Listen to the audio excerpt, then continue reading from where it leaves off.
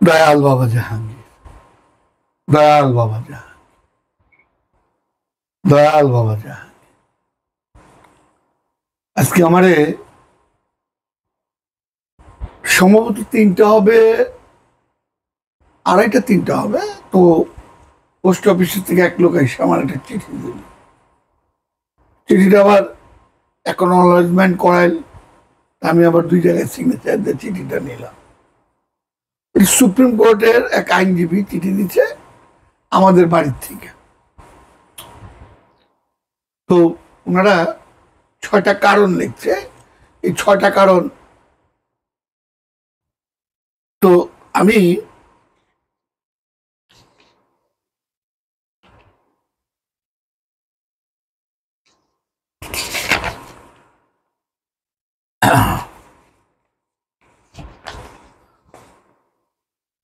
আমি তো রিডিং করতে পারি না, তাছে যাই হোক।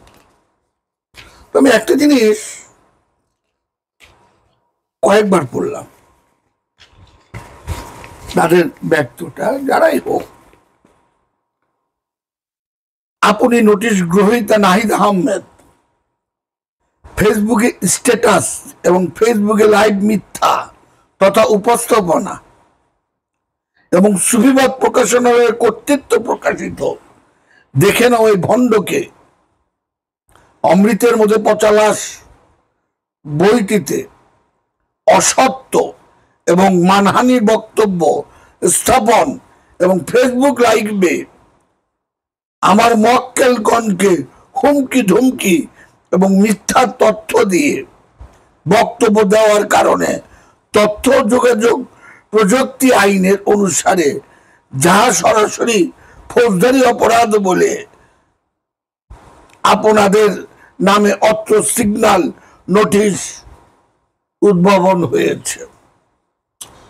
আপনি নাহিদ আহমেদ আপনার লিখিত বই দেখে নয় ভণ্ড অমৃতের মধ্যে পচা লাশের 100 নম্বর পৃষ্ঠায় বলেছেন বাবা জাহাঙ্গীরের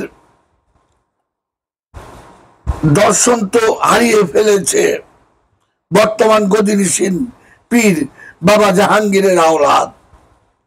এই অপ্রীতকর কথাটির মাধ্যমে আপনার বাবার প্রতিষ্ঠিত দরবারের সকল ভক্তগণ বিপত্তিকর অবস্থার ভেতরে পড়বে, যা সত্যিই কাম্য নয়।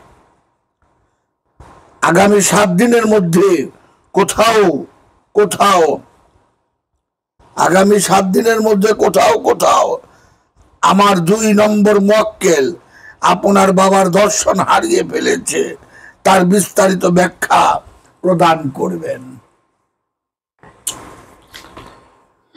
অতএব উপরোক্ত অবস্থায় পরিপ্রেক্ষিতে অত্র সিগন্যাল নোটিশ দ্বারা আপনাদের নোটিশ গ্রহীতাদের জানানো যাইতেছে যে আমার মক্কেল পিতা বাবা জাহাঙ্গীর এবং বেদম ওয়াসি দরবার শরীফের নিয়ে কটু বাক্য পরিহার করে এবং দরবারের সুনাম রক্ষার্থে প্রয়োজনীয় পদক্ষেপ গ্রহণ করে ফেসবুক স্ট্যাটাস এবং ফেসবুক লাইভ বাদ দিয়ে সকল মুছে নিয়ে এবং বাজার থেকে দেখে না ওই ভণ্ডকে অমৃতের মধ্যে পচা লাশ বইটি বাবার বাজার থেকে তুলে নিয়ে ভবিষ্যতের কথা চিন্তা করিয়া বাবার দরবার শরীফের মর্যাদা ও সুনাম সুচারুরূপে রক্ষার্থে আগামী 7 দিনের মধ্যে উক্ত বিরোধী পারিবারিকভাবে নিষ্পত্তির ব্যবস্থা করিবেন। অন্যথায় আমার মক্কেল আপনাদের বিরুদ্ধে দেশের প্রচলিত আইন অনুযায়ী দেওয়ানি বা ফৌজদারি আইনের ব্যবস্থা নিতে বাধ্য হবে। প্রয়োজনে আপনাদের নোটিশ গ্রহীতাদের অপকর্মের বিষয়টি দেশের সর্বোচ্চ আদালতে দৃষ্টি আনতে বাধ্য হইবেন এবং ইহা সকল পরিণতির জন্য আপনারা নোটিশ গ্রহীতারাই দায়ী থাকবেন। আমি কেন বললাম কথাটা? বলছে যে দেখে না ওই ভণ্ড অমৃতের মধ্যে 50 বইয়ের ভিতরে 100 পৃষ্ঠায় লেখা আছে যে বাবার দর্শন এখন নাই। কথাটা কি?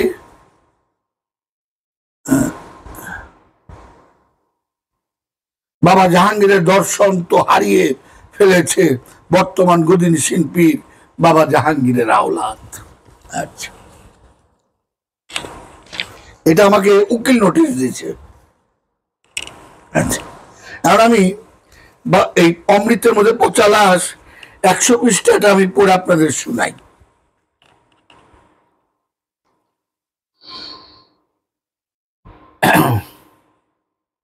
অলি আল্লাহদের বইগুলো গবেষণা করা হয় না কেন? অলি আল্লাহদের বইগুলো ছাপানো হয় না? বাবা জাহাঙ্গীরের দর্শন তো হারিয়ে ফেলেছে বর্তমান গদিন শিল্পীর বাবা জাহাঙ্গীরের আওলাদ। সে তো বলতেছে বাবা জাহাঙ্গীর মানা সহজ, বাবা জাহাঙ্গীরের বই মানা সহজ, বাবা জাহাঙ্গীরের বই দিয়ে যুক্তি দিয়ে আপনাকে আটকাইয়া দিবে।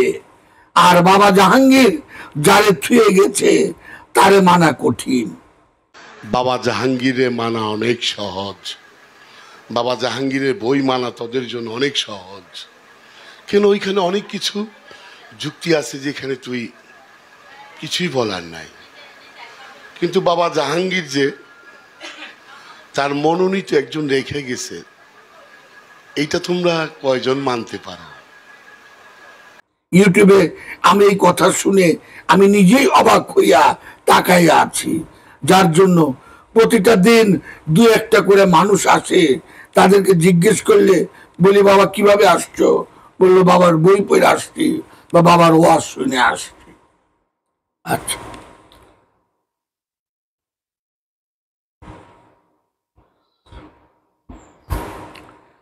দেখো তো দর্শন প্রচার করো। বাবা বলতেছে 16 পৃষ্ঠার একটা বই লেখো না। আজকের জালালউদ্দিন রুমির মাসটুবি শরীফ লিখিতর মাধ্যমে তার দর্শন প্রকাশ হইতেছে। বাবার বই পড়া সহজ, বাবার বইতে মধ্যে অনেক যুক্তি আছে, কিন্তু আটকাইয়া দিবে। আরে নাহিদ, তোরে দেখলে তো তরে দেখার জন্য তো কেউ আসে না। একটা লোক নাহিদ তরে দেখার জন্য আসে না।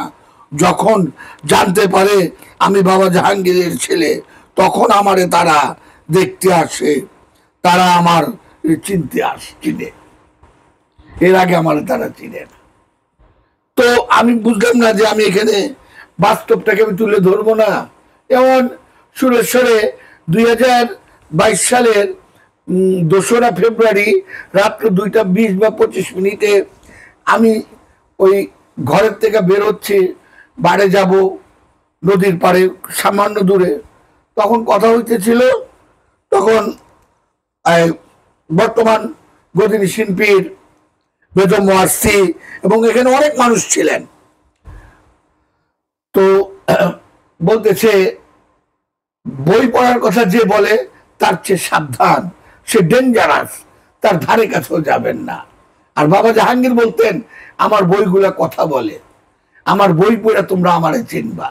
আমার নাম একবারও কিন্তু বলেনি। বাবা জাহাঙ্গীর একটা বই লিখলে ছাপানোর বইয়ে 1 থেকে 150 ভাষায় দেখতেন। ভক্তদের বলতেন বাবা তোমরা বইটা যত্ন করে রাখো, বাবা আমি ঘুমায় গেলে তোমরা কানবা, আমার এই বই পড়া মানুষ আসবো, বাবা মানুষ জায়গা দিতে পারবা না। নাহিদ, তুই আমার বই পড়া বেচা শেষ করতে পারবি না।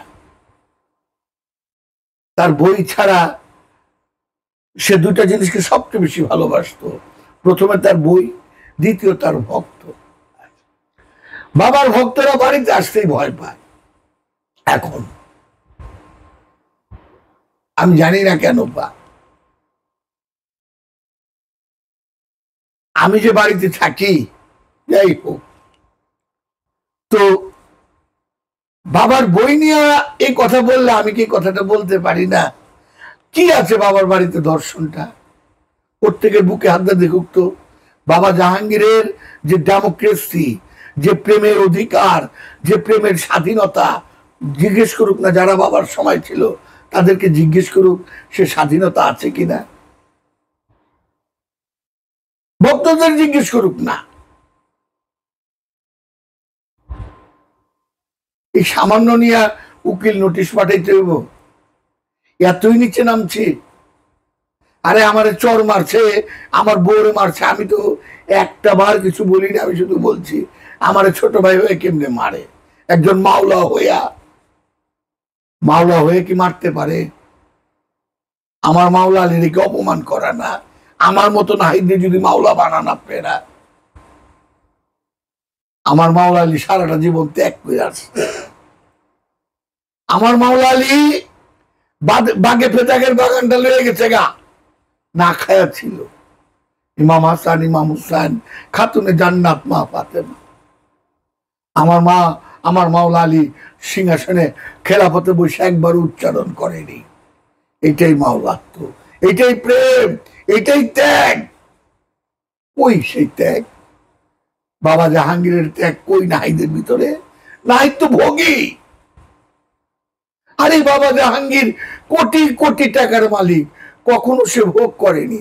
আরে আপনার বাজারে যাইতো 5 টাকা 10 টাকার সদাই, কিন্তু বাবা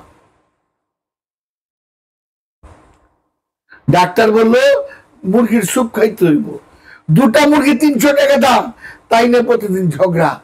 আগে তো বুঝতাম না, এখন বুঝি কেন? তার নিজের জন্য সে কিছু করত না।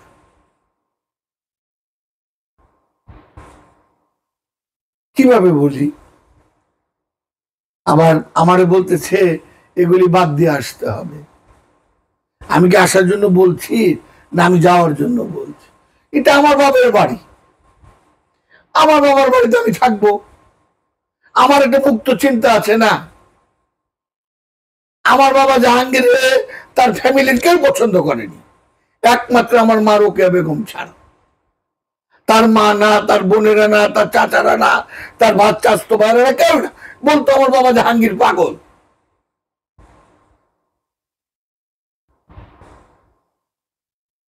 আমার বাবা জাহাঙ্গীর একদিন একটা জায়গা কিনবো, সব রেডি করছি পাকা পুলের সামনে। আজকে জায়গাটার দাম অনেক, প্রায় 10-12 কোটি টাকা দাম। তখন ওই জায়গাটার দাম ছিল 90,000 টাকা, 1981 সালের কথা।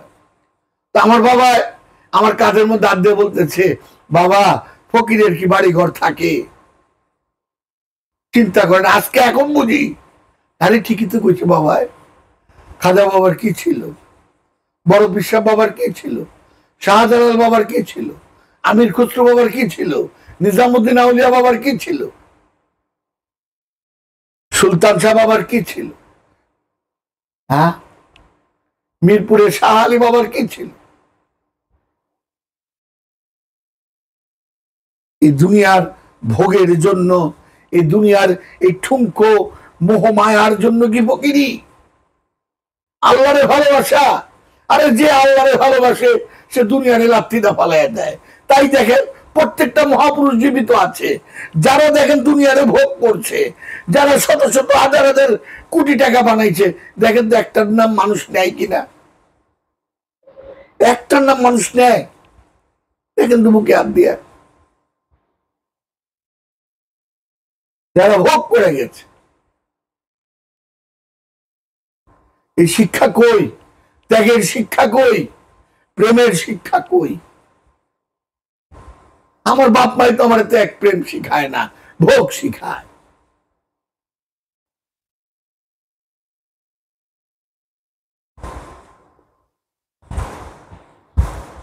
এই সামান্যর জন্য উকিল নোটিশ? একটু বিবেকটারে জিজ্ঞেস করো না যে বাবা জাহাঙ্গীরের দর্শন আছে কিনা বাড়িতে? আরে নিজের বিবেকের চেয়ে বড় কিছু নাই। বাবা জাহাঙ্গীর বলতেন যার বিবেক নাই সে পশুর চেয়েও খারাপ।